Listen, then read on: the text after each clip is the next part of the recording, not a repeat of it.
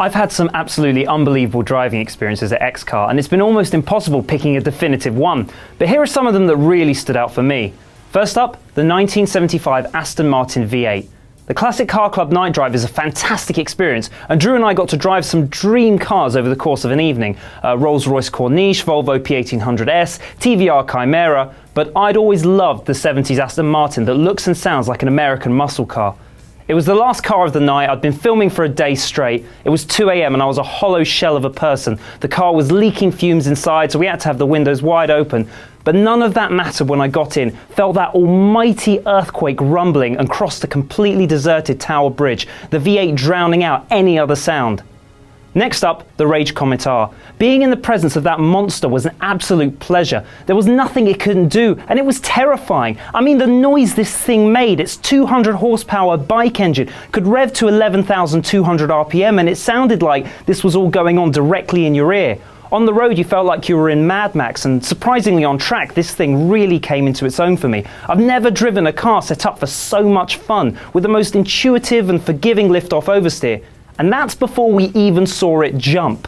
The Toyota Supra, complete with the Tom's Racing livery that dropped more jaws than all the supercars we've had put together. This was a people's car. They loved it, and I was lucky enough to have it for the weekend, where I had a parade of people waving, stopping in their tracks and gaping, revving next to me at lights, little kids running alongside, going like this, the wastegate hissing when you lift off the throttle, the acceleration when the turbos finally kicked in. It was just kind of endless, stupid, childish fun. Then there's the SP300R, my first experience of driving a serious racing machine complete with slicks and downforce, where I got to briefly fulfill my childhood dream of being a racing driver. Although in those 10 minutes I spanned twice and in no way got anywhere near the speed where downforce would have had an effect. Still good though. And finally, the BMW E30 M3. When the E30 M3 and E92 M3 GTS appeared at the office, Alex let me choose which one I'd take home for the night. And although the bright orange shade of mental that was the GTS did appeal, I couldn't turn down the chance to park one of my heroes on my drive for the night. And it was just so cool to have it even for a day.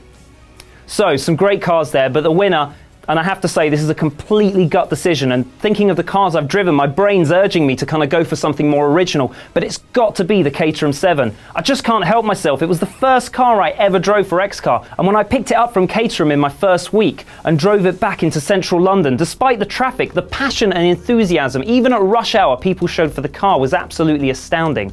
And I've had my fair share of bad experiences in them. A 6 a.m. drive to Rockingham in February, having to pull over on the M1, shivering uncontrollably and putting the roof on with those awful Adidas popper buttons with dead numb hands. Or driving back from the office in a 7 that just didn't come with a roof with the heavens opening, rendering me unable to see as well as drowning me.